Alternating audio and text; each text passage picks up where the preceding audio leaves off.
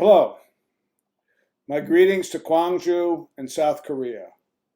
I'm very honored to be speaking to you today about my thoughts on the Gwangju uprising of 1980. I wish I could be there in person, but unfortunately the coronavirus has prevented me and so many others the ability to travel overseas. I would like to thank the May 18 Memorial Foundation for your kind invitation, and I send greetings to the other panelists. It's too bad we could not have all met in Korea.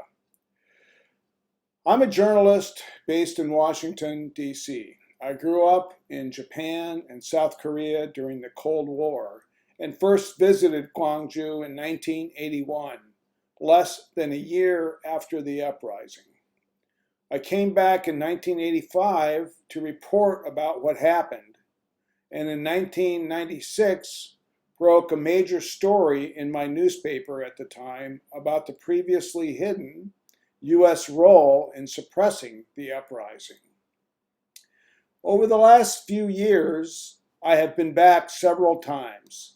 I visited in 2015 when I was awarded an honorary citizenship by the city of Gwangju, and 2016 when I was invited as part of a delegation of 518 journalists who reported on the uprising.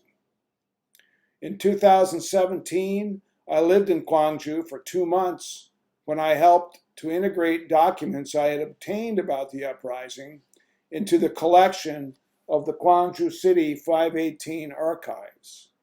I'm very proud to have my own archives displayed in the city for use by future researchers.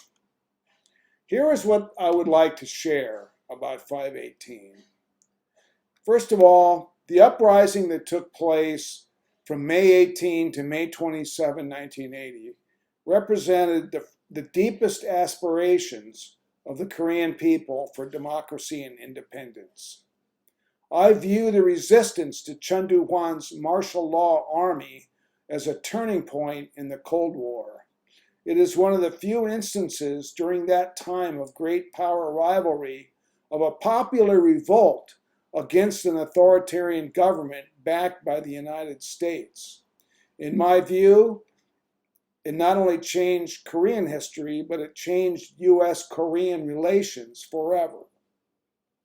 Second, and this follows from my first point, what happened in Gwagnju in May 1980 was not only about South Korea, it was also about the USA and South Korea's relationship with the U.S. military at that time. It's important for visitors to Gwagnju to understand that the South Korean military forces that put down the uprising were supported by the United States.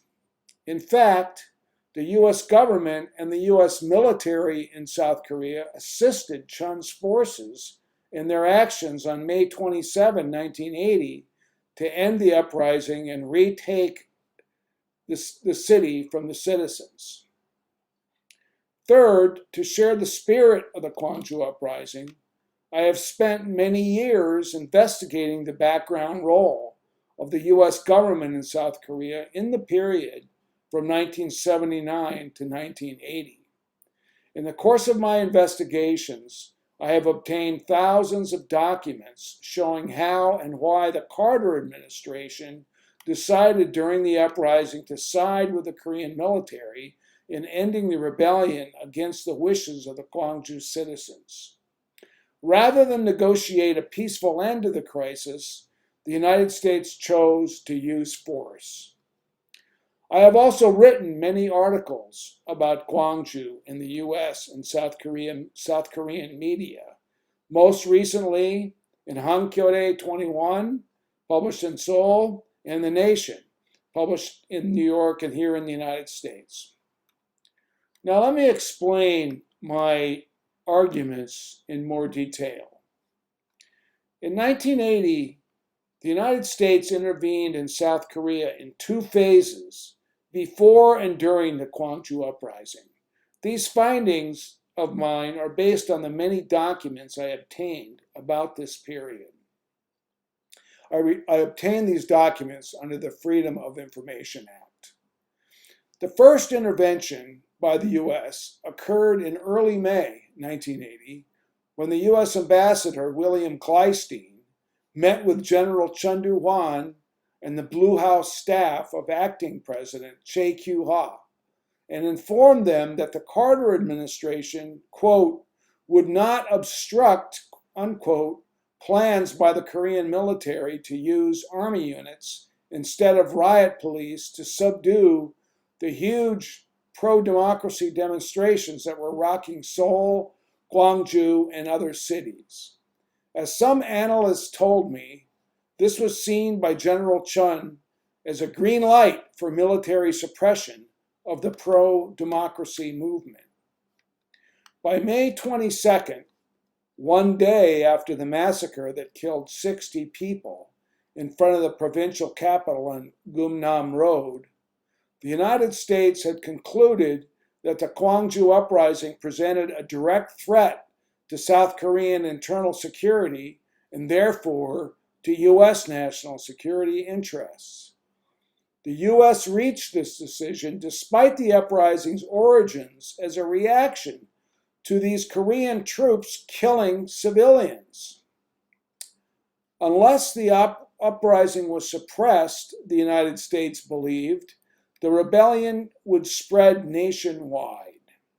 Some officials, including President Carter, were convinced the uprising was a communist-inspired insurrection that could lead to radical changes in the South Korean government.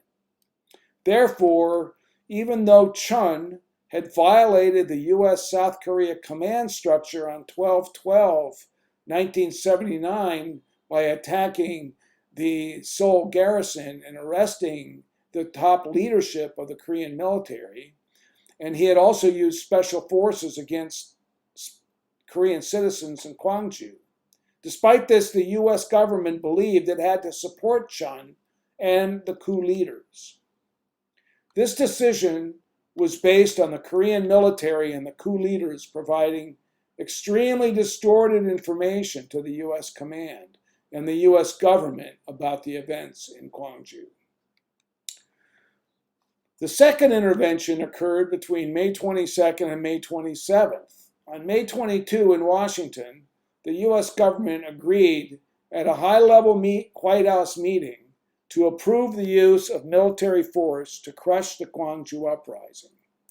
The United States made this decision knowing that more than 60 people had been massacred the day before by Chun's troops, and that Chun himself was behind both the military coup of May 17 and the initial violence in Gwagnju that started on May 18.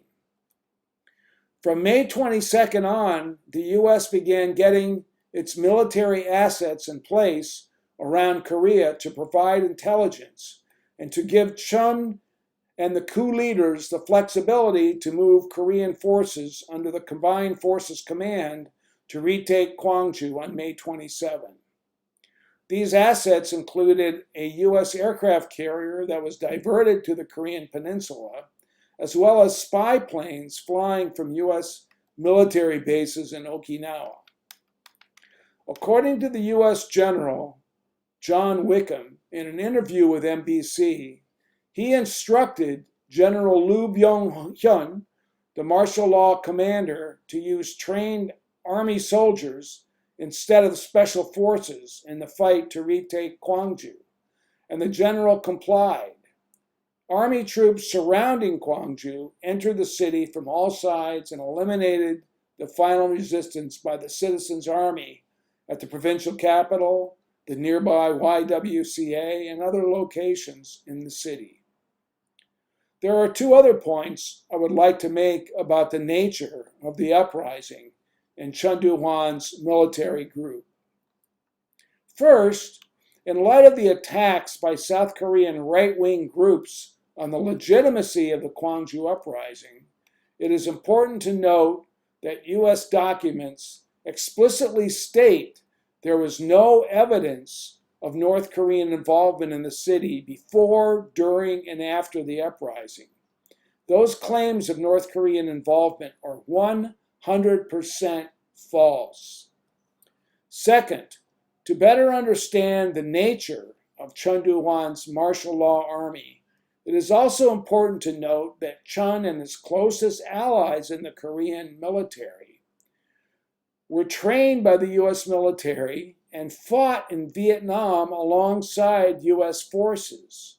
Their Vietnam experience of fighting insurgents and communists was how they treated the citizens of Gwagnju, as an enemy. In conclusion, based on this history, I will say that the people of Gwagnju in South Korea at the time of 1980 were in confrontation with both the Korean military and the American government. As a CI officer who was in Korea in 1980 told me many years ago, the United States viewed the Korean military as the only stable force in Korean society at the time and saw no alternative but to support General Chun and his martial law army. And that is why Gwagnju is so significant. Outside of the Vietnam War and the rebellions against US-backed governments in Central America and Iran in the 1970s and 1980s, the South Korean Democratic Movement of 1979 and 1980 marks one of the only civil society movements in the world to directly challenge the power of a pro-US military dictatorship. That is the spirit of Gwagnju, a striving for democracy and justice that still burns in the city and in South Korea. Thank you for listening. And again, I appreciate the invitation, and I'm sorry I could not be there to give this talk in person. Good night, and I hope to see you all soon.